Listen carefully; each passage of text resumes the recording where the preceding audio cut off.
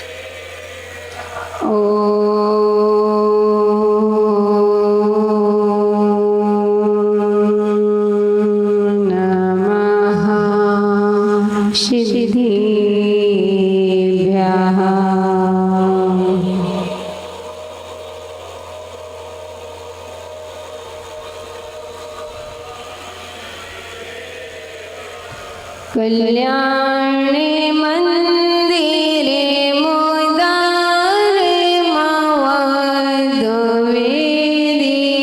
भीताभयप्रदमानन्दित मङ्गलपद्मा संसार सागर निमज्जत शेष जंतो पोताए माने मविलम जिनेश्वरश पोताए माने मविलम जिनेश्वरश सत्ज्ञानी को हृदय में तुमने बसाया पाया तभी सहज ज्ञान अपार सारा वैरागी से लसती सूर विराग सिंधु जयवंत हो तुम सदा नित्य पाद बंधु जयवंत हो तुम सदा नित्य पाद बंधु जयवंत हो तुम सदा नित्य पाद बंधु। परमेष्टि भगवान की तिलोक पूज्य पंच परमेष्टि भगवान की 1008 देवादि देवादिनाथ भगवान की 1008 अच्छे करे मूलाय चंदा प्रभु भगवान की 1008 मम संगुलाय श्री शांतिनाथ भगवान की 1008 श्री मुनि शोभितनाथ भगवान की 1008 श्री चिंतामणि पार्श्वनाथ भगवान की 1008 भगवान महावीर स्वामी की परम पूज्य आचार्य गोवध चंद्राचार्य महाराज की परम पूज्य गुरु नाम गुरु आचार्य विमल सागर जी महाराज की परम पूज्य दीक्षा गुरु भारत गौरव संत श्रोमणी आचार्य गुरुदेव विराग सागर जी महाराज की परम पूज्य चर्या श्रोमणी आचार्य भगवान विशुद्ध सागर जी महाराज की 2.5 दीप में 3.9 करोड़ मुनि महाराजों की में विश्व धर्म की जय बोली परम पूज्य गणनी आरिका गुरु माइक स्वाजविंद श्री माता जी की आरिका संघ की गुरु माँ का जय जय गुरु माँ। चलते हैं पहले मिल करके एक साथ पाठ करेंगे। जितने काव्य अपने हो चुके हैं उतने काव्यों का पाठ। कल्याणी मंदिर मुदारे मवद्वेदी भीताभय प्रदमानन्दित मंगल पद्म संसार सागर निमज्जत शेष जंतो पोताए मान मविलम जिनेश्वरस्य यशस्वयं सुरे गुरुर्गरिमाम्बुरासे श्रुतं सुविस्तृतमतिर्न विभुर्विधात तितेश्वरस्य कमठस्मै धूमकेतुस्तस्याहि किल संस्तवनं करिष्ये सामान्यतोऽपि तव वर्णयुतं स्वरूपमस्मादृशः कथमधीश भवन्तधीशा भ्रष्टोऽपि कौशिकशिशुर यदि वा दिवान्दो रूपं प्ररूपयति किं किल घर में रश्मि। यहाँ तक हमारा विषय हो चुका था। भक्तात्माओं, हम यहाँ भगवान की आराधना कर रहे हैं। कहते हैं भगवान की भक्ति करने से आने वाले जीवन में जितने भी संकट हैं वह दूर हो जाते हैं। जो हमारे ऊपर विपत्तियां आई हैं उन विपत्तियों को दूर करने का हमारे पास एक ही रीजन है कि भगवान की भक्ति करो। संकट आ गया, कष्ट आ गया, कोई आप विपदाओं में फंस गए हो अथवा आपको अचानक कोई ऐसा असाध्य बीमारी हो गई है अथवा आपके घर में शांति का वातावरण नहीं है, आपका मन अशांत है, तो बंधु यहाँ वहाँ मत भटको, आ जाओ उन पारसनाथ भगवान के चरणों में आना, ओ भगवान की भक्ति करना, बड़े भावों के साथ करना। जितने हम श्रद्धा के साथ भगवान की भक्ति करेंगे, जितने सुंदर भावों के साथ हम भगवान की भक्ति करेंगे, उतना ही हमारा भाव सुंदर होगा। भाव तो सुंदर होगा लेकिन यह भाव भी हमारा सुंदर होगा। जितने भी महान आचार्य हुए हैं, जिन्होंने अपने जीवन को महान बनाया है, उनके पीछे एक ही रीजन था, वह था उनकी भक्ति, प्रभु के प्रति आस्था, गुरुओं के प्रति अपनी उपासना आदि आदि बंधु जब हम करते हैं तो वह भक्ति हमको फल देती है। तो कल देखा था उन आचार्य महाराज से हम शिक्षा ले रहे थे कि तीसरे काव्य में उन्होंने अपनी लघुता प्रकट की थी। और कैसी लघुता प्रकट की थी, किससे उपमा दी थी, कौन बताए? पवन जी, उल्लू के बच्चे, वो उल्लू नहीं, उल्लू के बच्चे की उपमा दी थी कि हे प्रभु, मैं ढीठ बना जिस प्रकार से वह उल्लू का बच्चा सूर का पैरूपण करना चाहे, सूर का वर्णन करना चाहे, तो क्या सूर के वर्णन कभी कर सकता है? नहीं कर सकता। ऐसे ही हे भगवान, मैं भक्ति करने के लिए तैयार हुआ हूँ, मुझ में शक्ति नहीं लेकिन ढीठ बना। वह जीवन का वह पॉइंट जो जीवन को बर्बाद करने वाला, वह पॉइंट उनके पास नहीं था, वह उनकी धारणा नहीं थी। जब मैं करने में असमर्थ नहीं है तो मुझसे भक्ति नहीं होती, हमसे करते नहीं बनता। बताया था ना 4 महीने, हमसे नहीं बनता। अरे करोगे तभी तो बनेगा। कोई जन्म से ही थोड़ी सीख करके आता है, जब पुरुषार्थ करोगे तभी तो आगे बढ़ पाओगे, पुरुषार्थ करोगे तभी आप महान बन पाओगे। कभी भी कोई कार्य करने से पहले आप सोचो कि हमसे क्या पता है, हम फैक्ट्री खोल रहे हैं, हमारी फैक्ट्री चलेगी नहीं चलेगी, हमसे बनेगा कि नहीं बनेगा। पहले ही आप सोच लो कि हमको इंजीनियर बनना, लेकिन क्या पता हमसे बनता है कि नहीं बनता। तो नहीं बनता तो बैठ जाओ, मान लो तो हार है और ठान लो तो जीत है। अगर आपने मान ही लिया है कि मुझसे बनेगा नहीं, तो 3 काल में आप बिल्कुल बिल्कुल हार ही मानिए, आपसे बनेगा नहीं। और अगर आपने ठान लिया कि मैं करूँगा तो आपकी जीत निश्चित है। आज नहीं तो कल, कल नहीं तो परसों, लेकिन आपकी जीत जरूर है, क्योंकि आपने ठान लिया। साधु संत होते हैं, दीक्षा ले लिया, ठान लिया है कि हम अपने 8 कर्मों को नसाएंगे, हम मुक्ति का जरूर मुक्ति रूपी वधु से वरण करेंगे और एक न एक दिन मोक्ष जरूर जाएंगे, ठान लेके बैठे हैं। चाहे कुछ भी हो, चाहे विपत्ति आए, चाहे कष्ट आए, लेकिन हम अपने भगवान की आराधना और अपने स्वभाव को नहीं छोड़ेंगे। एक ना एक दिन तो मोक्ष मिलेगा, ठान के बैठे। अगर ठानते नहीं तो तुम्हारे जैसे जमीन में बैठे होते, तुम्हारे श्रेणी में बैठे होते। आज ठान करके बैठे हैं कि नहीं, हमारा कल्याण होगा, हमको अपना कल्याण करना है।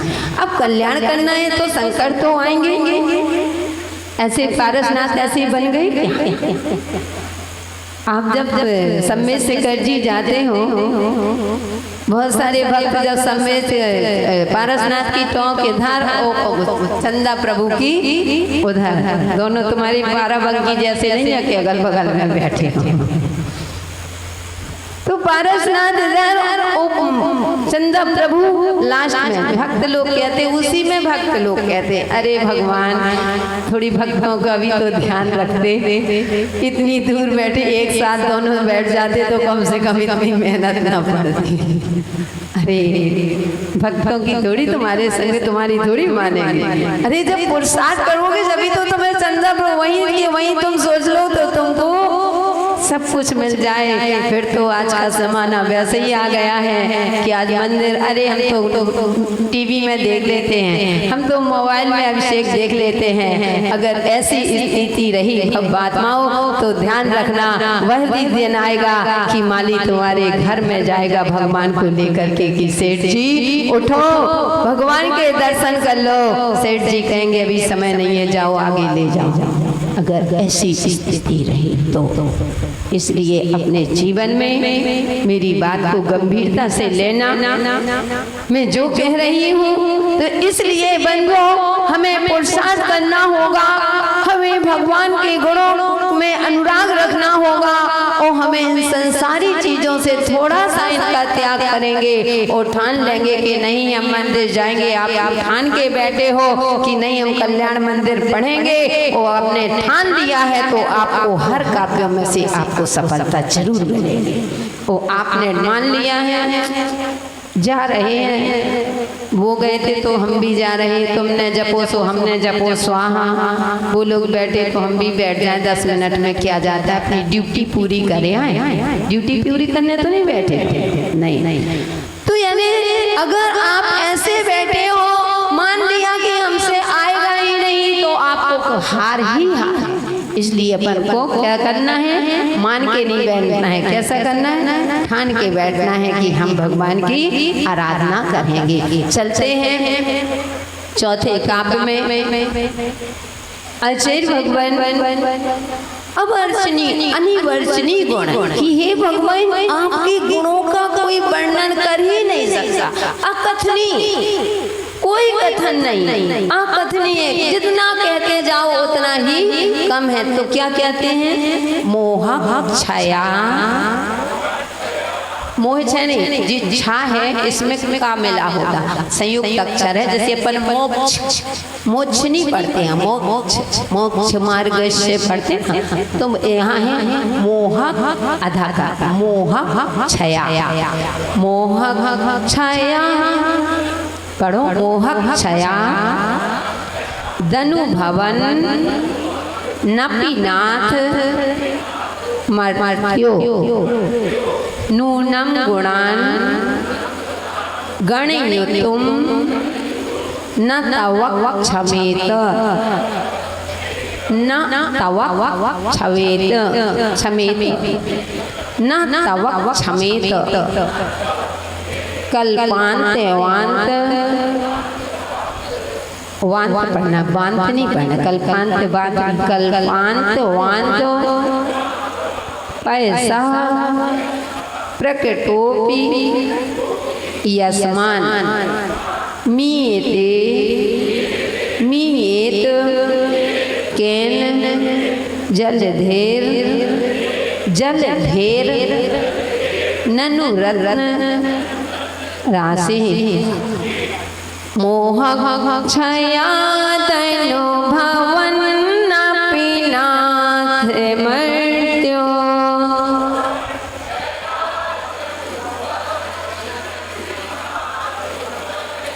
नूनं गुणान् गणयुतं न तव क्षमेत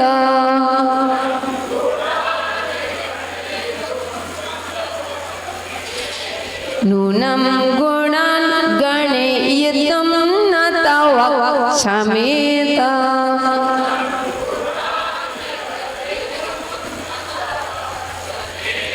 कल्पान्ते वान्ते पैसः प्रकटोऽपि यस्मान्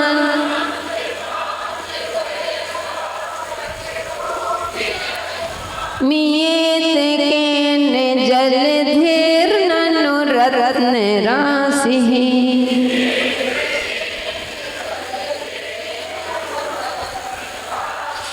चलेंगे एक साथ मिलकर के पढ़ेंगे। मोह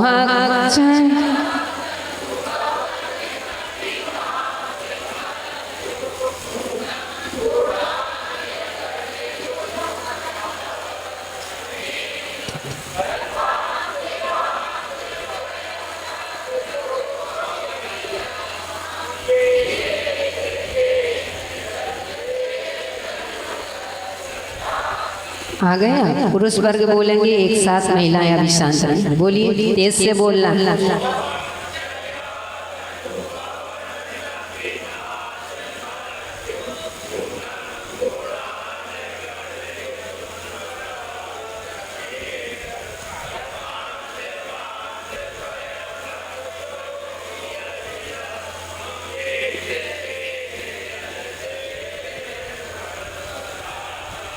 दो जगह, एक पैसा कल्पांत कावांत पैसा पैसा विसर्ग है ना, पैसा प्रकटोपि यस्मान मीयेत केन जलधेर जलधेर नहीं जलधेर जो रेप खड़ी है रा यहाँ जाएगा जलधेर, फिर बचेगा ननु रत्न राशि। आगे अब महिला वर्ग एक बार बोलेंगे।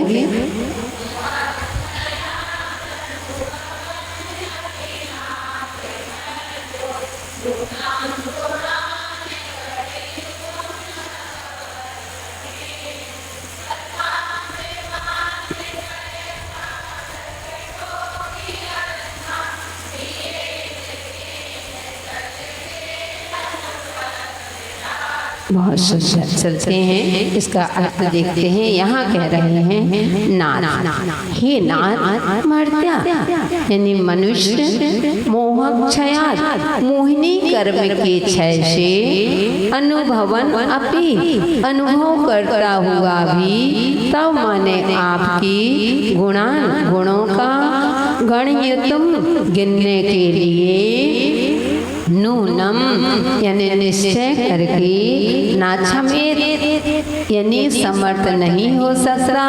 यस्मात् क्योंकि कल्पांत वांत पैसा प्रलय काल के समय में जिसका पानी बाहर हो गया है, ऐसे जलधेर समुद्र की प्रकटा अपि प्रकट हुई भी रत्न राशि रत्नों की राशि ननु केन मीयते कि किसके द्वारा गिनी जाती है, अर्थात किसी के द्वारा नहीं। यहाँ पर आचार्य महाराज कह रहे हैं कि हे अनंत गुण निधि भगवान, जैसे प्रलय काल के समय में पानी निकल जाने पर भी साफ दिखने वाले समुद्र के रत्नों की गणना नहीं हो सकती है, वैसे ही मोह भाव से प्रतिभा समान मनुष्य द्वारा आपके गुणों की गिनती नहीं की जा सकती है, क्योंकि आप अनंत गुण के धारी हैं। यहाँ आचार्य महाराज कह रहे हैं कि हे भगवान, जैसे प्रलय काल के समय जब वह समुद्र से पानी बाहर निकल जाता है तो उसमें पड़े हुए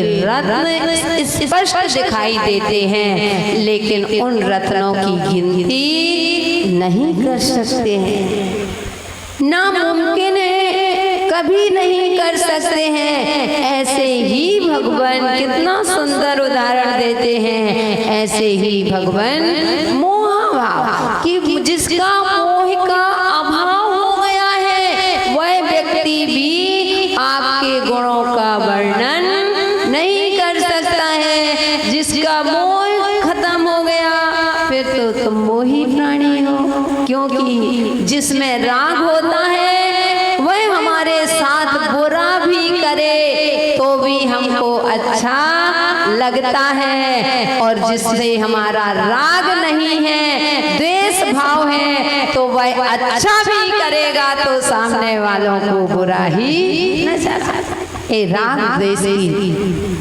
परिणति है। इस राग द्वेष के कारण ही आज हम संसार में परिभ्रमण कर रहे हैं बंधुओं। मोह के अभाव में जब कहते हैं विपत्ति आती है तो भगवान याद आते हैं कि हे भगवान, मैंने ऐसा पूर्व में क्या किया था। वो मोह में पहले कुछ नहीं था, तो भगवान को याद कर रहे हो, और जब आ जाता है तो भगवान को भूल जाते हैं। एक बार एक व्यक्ति इतना गरीब था कि सुबह कमाता शाम को खाता, और शाम को कमाता सुबह खाता, घर में कोई नहीं, ना माता ना पिता। इतना पाप कर्म का उदय कि जन्म लेते ही माता पिता इस दुनिया से चल बसे। कोई नहीं, धन भी नहीं, दौलत भी नहीं, पिता नहीं, परिवार नहीं, मात्र अकेला, और यहाँ तक कि घर परिवार भी नहीं। अब वह गर्मियों के दिन में धूप में चक्की दला करता था। चक्की जानते हो? चक्की पीसता, दाने पीसता था। बंधु, एक दिन कंठ सूख रहा है, पानी नसीब में है नहीं है, इतनी भीषण गर्मी पड़ी धूप में वह जब चना को दल रहा था, उसके मुंह से एक ही आवाज निकली कि हे भगवान, ऐसे जीवन से तो मरना अच्छा, क्योंकि लोगों की भाषा होती है, जब संकट आते हैं, देखा कुछ नहीं, अच्छा नहीं मिलता, क्या जीवन, इससे अच्छा तो मर जाओ। अच्छा, अरे मरने से तुम्हारा संसार का समाधान हो जाएगा क्या? विपत्तियों से नहीं लड़ सकते तो संपत्ति, बिना विपत्ति की संपत्ति मिलती है क्या? लेकिन उसने कहा भगवान, इस जीवन से तो मरना अच्छा, ऐसा कैसा जीवन के धूप में खड़ा हूँ, नसीब पानी भी नसीब में नहीं है, ऐसा जीवन मुझे नहीं चाहिए भगवान, मुझे तो मरना ही अच्छा। इतना कहा। बंधु, जिसका कोई नहीं होता है उसका भगवान होता है। अचानक मुनिराज वहां से निकलते हैं और उसकी पुकार सुनते हैं कि ये मानव पर्याय में आकर के वो फिर भी मरना चाहता है कि इस जीवन से मरना अच्छा, जिस पर्याय के लिए देवता भी तरसते हैं कि मुझे एक बार मनुष्य पर्याय मिल जाए, क्योंकि आपको पता है जब पंच कल्याणक होते हैं, दीक्षा फाल की होती है, तो लड़ाई होती है देवों में और मनुष्यों में। मनुष्य कहता है मैं पालकी उठाऊंगा, और देव कहते हैं मैं पालकी उठाऊंगा। वह सौदामिंद्र कहता है कि जब भगवान गर्भ में आए थे तो 6 महीने पहले से मैंने रत्नों की वर्षा की थी, और मैंने भगवान का गर्भ कल्याणक मनाया, मैंने पांडुक शिला में जाकर के भगवान का जन्माभिषेक किया, जन्म कल्याणक मनाया, तो मैं दीक्षा दिवस भी मेरा अधिकार है। वैश्वानर क्या कहता है? बोलो कि दीक्षा दिवस मनाने का मेरा ही सौभाग्य, मैं ही पालकी उठाऊंगा। अब कौन पालकी उठाए? उस समय गुरु के पास जाते हैं, गुरु संबोधन करते हैं कि हे देवगण, तुम सब में पुण्यशाली हो, लेकिन ध्यान रखना एक चीज से तुम्हारे पास पुण्य नहीं है। दीक्षा पाल की मनुष्य उठा सकते हैं, क्योंकि वह दीक्षा संयम को धारण मनुष्य ही कर सकता है। देवों में संयम नहीं होता है। जो संयम को धारण कर सकता है वही पालकी उठा सकता है। इसलिए अधिकार किसको है? मनुष्य को है। भवआत्माओं उस समय वह देव भी एक बार विचार करता, काश मुझे एक बार मनुष्य पर्याय मिल गई होती। क्या कमी है देवों के? हर चीज का है, हर चीज ना कमाना, फिर भी वहाँ पर कल्प वृक्ष के माध्यम से सब कुछ संपन्न है, इतना वैभवशाली, फिर भी कह रहे हैं कि काश मुझे एक बार मनुष्य पर्याय मिल जाए। तो मनुष्य पर्याय में आकर के यह मनुष्य कहता है कि मुझे मरना अच्छा। इसकी अभी तुमने कीमत नहीं समझी कि मनुष्य की कीमत क्या होती है। लोगों ने पैसों से आकी है। बंधु मनुष्य रत्न कहते हैं कि महल रत्नों से खड़े होते हैं, लेकिन मनुष्य की तुम सोचो कि पैसों से मनुष्य की कीमत हो जाए, तो मनुष्य की कीमत पैसों से नहीं, रत्नों से नहीं, मनुष्य की कीमत इंसानियत से होती है। मनुष्य बड़ा कब होता है? जब उसके पास इंसानियत होती है। तो बंधु वह मुनिराज उस व्यक्ति के पास चले गए और कहते हैं कि बेटा क्या बात है? महाराज बड़ा कष्ट है, मैं मरना चाहता हूँ, मुझे जीवन में सुख नहीं। महाराज कहते तुम्हें सुखी होना है, चलो हमारे साथ। तुम्हें सुखी होना है, चलो हमारे साथ, हम तुमको सच्चा सुख बताएंगे। अच्छे से सुनना, आप सबकी कहानी है, किसी और की कहानी नहीं है। आप सबकी ही घर घर की कहानी चल रही है। फिर अपने आप में देखना कि हाँ हमारी है कि किसी और की है। ठीक है ना? सुनील जी अच्छे से सुनना। तो उन्होंने कहा कि चलो बेटा हम तुम्हें सच्चा सुख दिखाते हैं। वह हाथ जोड़ लेता है, महाराज अभी नहीं, अभी तो मेरी क्या शादी नहीं हुई। क्या बात है, तुम्हारी हो गई? हाँ, इसीलिए तुम्हें शादी की याद आ गई। ये नहीं महाराज अभी नहीं, मेरी शादी नहीं हुई है, मैं तो कुछ दिन बाद जरूर चलूंगा महाराज, पक्का चलूंगा, लेकिन अभी मुझे थोड़ा सा लड्डू खा लेने दो। शादी एक ऐसी है बंधु कि जिसने लड्डू जो खाए सो पछताए और जो ना खाए तो भी पछता। लेकिन हम नहीं पछताते, हमने नहीं खाए लेकिन हम लोग नहीं पछताते। हम लोग तो बड़े खुश हैं। तुम तो दोनों हाथ से कमाते हो फिर भी एक हाथ से खाते हो, हम तो एक भी हाथ से नहीं कमाते फिर भी दोनों हाथ से खाते हैं। तो बंधु मुनिराज जबरदस्ती, क्यों ये मार्ग जबरदस्ती का नहीं है कि नहीं तुम्हें चलना पड़ेगा, जबरदस्ती का। महाराज कहते कोई बात, महाराज निकल जाते। लेकिन गुरु का एक क्षण का दर्शन तुम्हारे जीवन की दिशा और दशा को बदल देता है। एक क्षण की उसको गुरु की संगति मिली और ऐसा समय पलटी खाया कि अचानक बंधु उसके रिश्ता आ जाता है, विवाह का रिश्ता, और शादी हो जाती है। और तो क्या इतना दहेज मिलता है, क्योंकि सबके दिन एक से नहीं होते हैं और सब दिन एक से नहीं होते। उसकी शादी हो गई, इतना दहेज, इतना सुंदर, ससुराल वालों ने अच्छा